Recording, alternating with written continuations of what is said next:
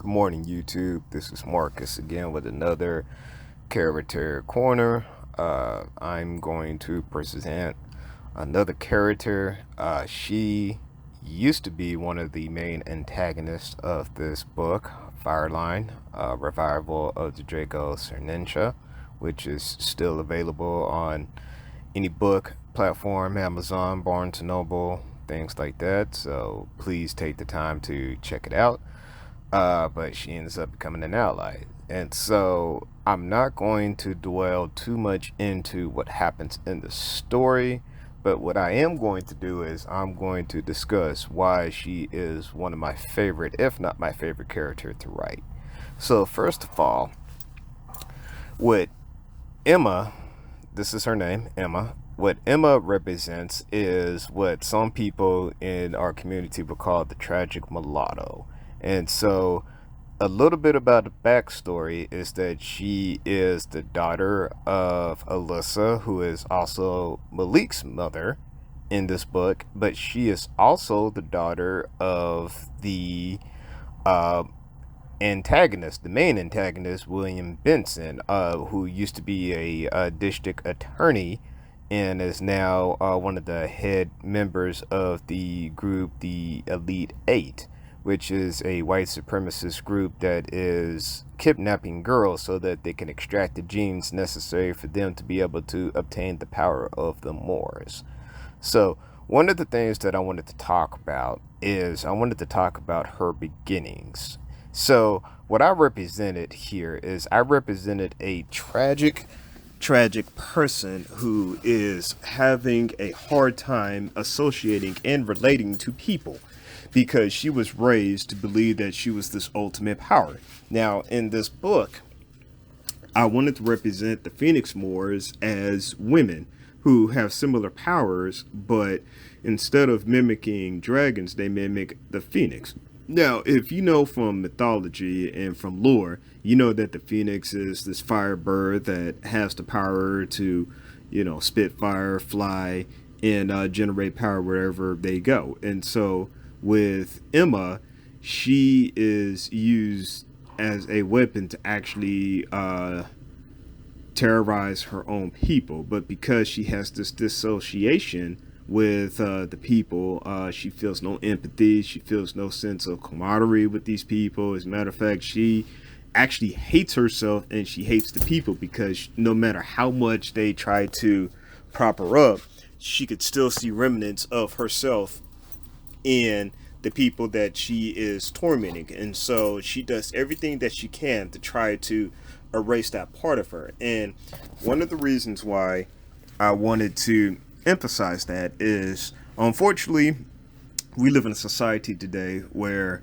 it is not cool to acknowledge your ethnicity if you are black, especially foundational black Americans. So one of the things that I have noticed is that black people from other countries who have been colonized, unfortunately, they will straighten their hair, they will bleach their skins, and they will take on this Eurocentric sense of self in order for them to kind of capitulate or fit in, to the dominant society.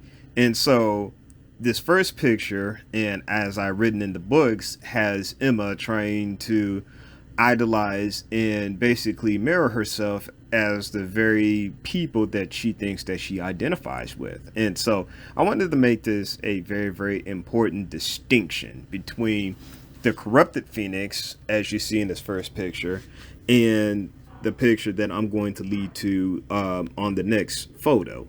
So I want to talk a little bit more about this dynamic and one of the challenges that I had writing this character. So one of the challenges that I had writing this character is I wanted to not only be truthful in my observations, because I know that there's going to be some backlash, but the other thing added on to that backlash is that I wanted to strike a nerve with people when they read this. Because sometimes in literature, in order to get people to like your books, first of all, that's actually a misnomer. I don't write the books so that people can like them, although I do want them to like them. I wrote the book so then that way it can trigger a response from people. One of my favorite podcasters, the Black Authority, once said that the opposite of love is not hate, it's apathy. And so I didn't want somebody to not feel anything when they read the book. I don't want them to, read the book and say, or not really have any feelings at all. I wanted them to actually, you know, get some sort of a feeling, a reaction, or even generate some sort of rebuttal if need be. And so that if they ever got a chance to read the book or review the book, and they can just come back to me and say, hey, I disagree with these things and this and that, because I want somebody to be triggered, and I want somebody to either relate to the story or not relate to the story. But I didn't want a character that was just one dimensional. A lot of times in literature and even in stories, if you think about, I'll give you an example. When you think about the Ninja Turtle franchise, you have characters such as the Shredder, which is, if you know from like the 1980s cartoon, he was known as Oroku Saki, and he betrayed Splinter, and he just took over the foot so that he can conquer the world. There's not really any kind of nuance to this character. It's just simply world domination, or that's just how I perceived it. I didn't get a chance to read the comics and whatnot. I'm pretty sure that there is more to Shredder than just, him being just this bad guy.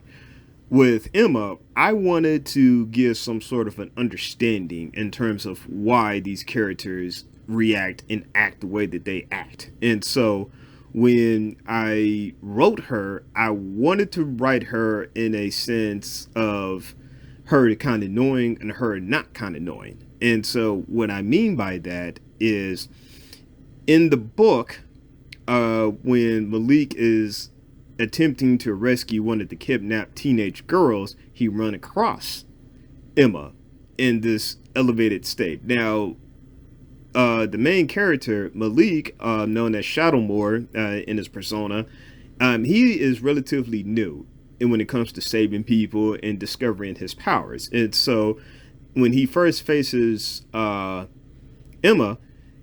he is no match for her. Like, she literally wipes the floor with him. She is demented. She is sociopathic. And I'll say sociopathic for, and I'll talk about why I wrote her as a sociopathic instead of psychopathic. Because a lot of people would think, well, if she's doing certain things, how come she's not psychopathic? And I will address that here later. And so I wanted to make these kind of parallels with what's happening in racism, because a lot of times what happens is that when you detach the family structure and you detach why people do certain things, and this is kind of the reason why I wrote the book Fireline, because it's about lineage. And one of the most important components of lineage is family.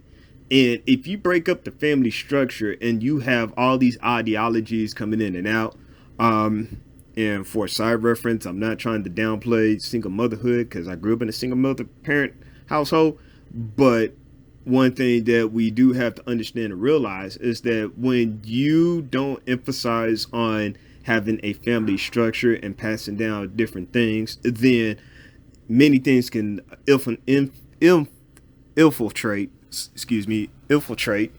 the family structure. And one of the things that do infiltrate the family structure is the need of social roles, and also the need to provide and protect and to pass down generational values that has maintained families for centuries. And so getting back to why that is important, why I wrote this character the way that I wrote this character, is because she grew up thinking that her mother never loved her. And so that sense of self-hatred has been transported into a psyche so deep that she acts out on it, because she is just basically a child that is crying out, wondering why this person left me and this and that. And I'm not going to give out why or what happened to their parents, but what I will say is that she thinks that the person that has been raising her is her father, and that turns out to be a false narrative. And so If you have a component in which you've been abandoned by your mother and then you're essentially abandoned by your father, then you are in a sense an orphan, and you are going to take on any ideology of any person that gives you some sort of acceptance. And so since in her mind the people never accepted her, then she feels, why should I accept the people around me? And so it makes it easier for her to be able to go against her lineage and to basically annihilate or persecute the very people that she actually comes from. So that was one of the main things that I wanted to emphasize while writing this character, is that she is the type of person that uh, in the beginning that stroked fear in everybody because she didn't have any sense of allegiance to anybody but herself. And so even the people that she is fighting for even fear her because they know one day that, okay, if she ever decides to, go on a rampage or do this or do that, then they have no means of stopping her.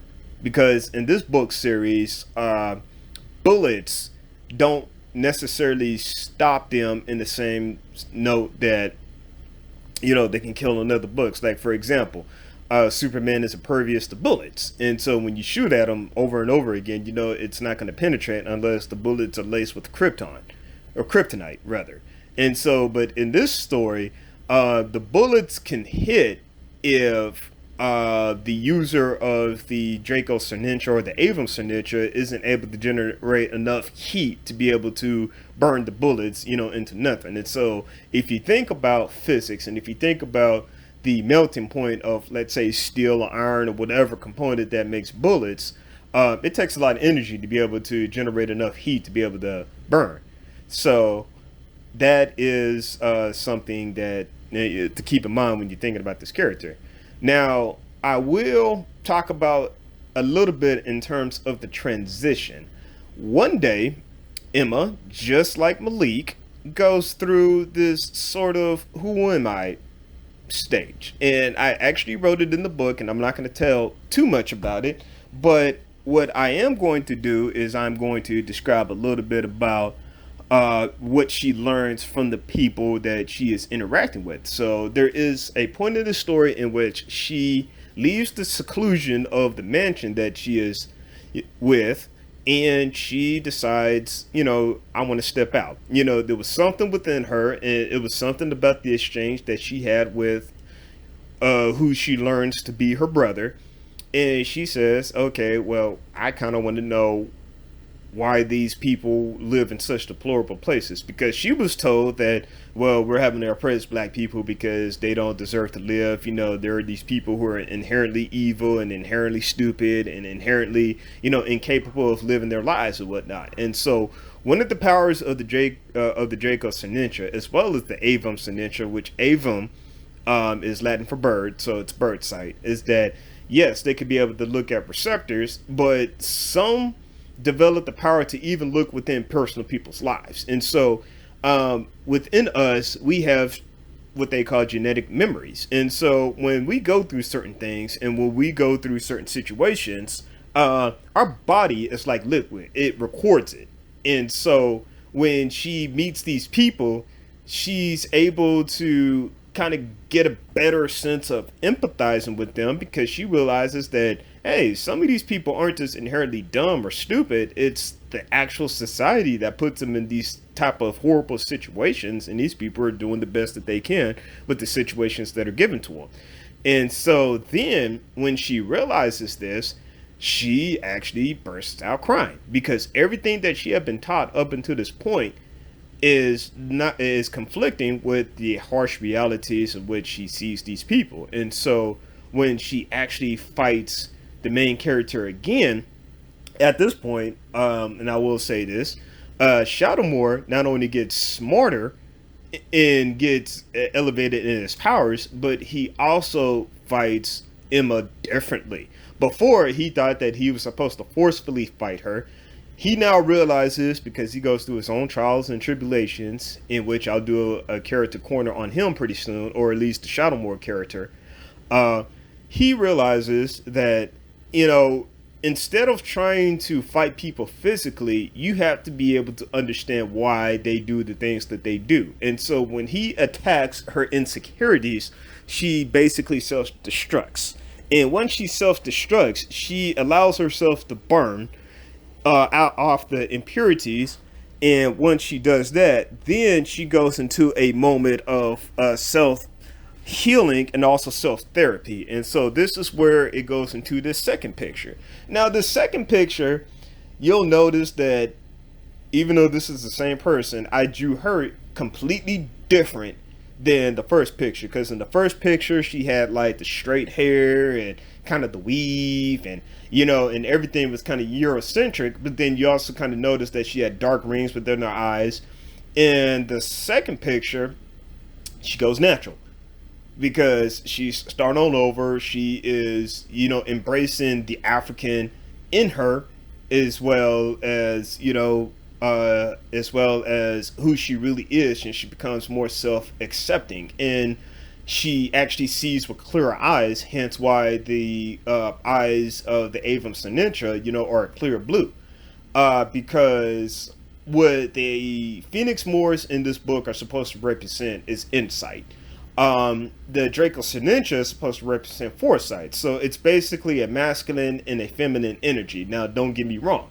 I'm not saying that the Phoenix is weak by no stretch of the imagination, nor am I trying to say that women are weak in no stretch of the imagination. That is never my intent. It's the way that I wrote the book is actually the direct opposite. However, what I wanted to emphasize with this character is I wanted to recognize the growth not only with this character, but I also wanted to recognize how she deals with the internal turmoil, and that she realizes that she needed help. She needed a connection. She needed to know where she came from. And so when she goes through this transformation, she actually meets a mutual ancestor from Malik. And this mutual ancestor is able to kind of clarify things and trying to instruct her in the ways of her lineage. And this person is loving. As a matter of fact, the Phoenix Moor, who is both the ancestors of Malik and from her mom's side, his name is Makadis, which is a Arabic word for holy, I believe. And I wanted to make that an emphasis because I do believe that women are holy, even though we don't treat them as such. I wanted to reconnect that type of ancestry and that type of lineage, so then that way people can actually understand. Oh, okay, well, we're not going to look at her as just some sidekick or whatnot. We're going to look at her as somebody who is equally powerful that actually feeds off of Blink, or AKA Shadow Moor's strengths and weaknesses. And so when she goes through this moment, then she starts to rekindle her relationship with her brother towards the end of the book, and then they end up becoming a powerful force to fight back against the same oppressive group that one tormented and trained her as a weapon, but also oppressed and brutalized the lives of black people. So to conclude, what I wanted you to get out of this video, this is going on almost 20 minutes now, is that when you are reading the books, and when you are reading this character Emma, I want you to understand that it is not just as simple as, oh, I hate black people, or I think that I'm better off with this group or that group. I want you to understand the complexities in terms of why people act the way that they act. And I don't want people to think that, oh, this is just a simple bad guy, or this is a simple good guy, because even my bad guys have relatively complex and backstories, and also things that you can empathize with them about in terms of why they want to do the things that they want to do. So I am going to end it on that note, but before I go, please support the book. The book is out, and also please support Fireline Generational Bursts. If these videos are successful, I'll talk more about the characters in that book, but I just want to focus more on the main characters of the first book, so then that way you get an idea of what you're looking for. So thank you again for taking the time to view this video, and have a good one.